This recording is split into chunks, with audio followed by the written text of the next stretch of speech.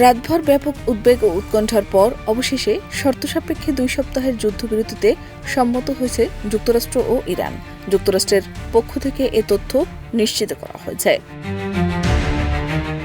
এদিকে 2 সপ্তাহের যুদ্ধবিরতি ঘোষণার পর তেহরানের বাসিন্দাদের মধ্যে উল্লাস আনন্দ উদযাপন করতে দেখা গেছে। কাতার ভিত্তিক সংবাদ মাধ্যম আল জাজিরার লাইভ প্রতিবেদনে বলা হয়েছে, ইরানের স্থানীয় সময় বুধবার সকালে দেশটির জনগণ রাস্তায় নেমেছেন। 2 সপ্তাহের যুদ্ধবিরতি ঘোষণার পর তারা উল্লাস করছেন। ইরানি পতাকা এবং দেশটির প্রয়াত সর্বোচ্চ নেতা আয়াতুল্লাহ আলী খামেনির ছবি হাতে নিয়ে ইরানিরা রাস্তায় নেমেছেন। অনেকে স্লোগান দিচ্ছেন। বিবিসির প্রতিবেদনে বলা হয়েছে, যুদ্ধবিরতির আলোচনায় মধ্যস্থতা করেছেন পাকিস্তানের প্রধানমন্ত্রী শাহবাজ শরীফ।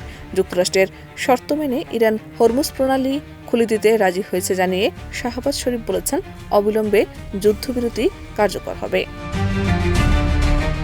তিনি বলেছেন, আমি অত্যন্ত বিনয়ের সঙ্গে ঘোষণা করছি যে ইরান ও যুক্তরাষ্ট্র এবং তাদের মিত্ররা লেবানন সহ সর্বত্র যুদ্ধবিরতিতে সম্মত হয়েছে, যা অবিলম্বে কার্যকর হবে।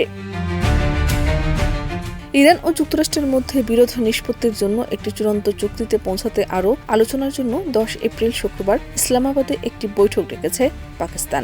সেখানে উভয় পক্ষের প্রতিনিধি দলকে অংশগ্রহণের আমন্ত্রণ জানানো হয়েছে। শাহনাজ পারভীন, দেশ রূপান্তর।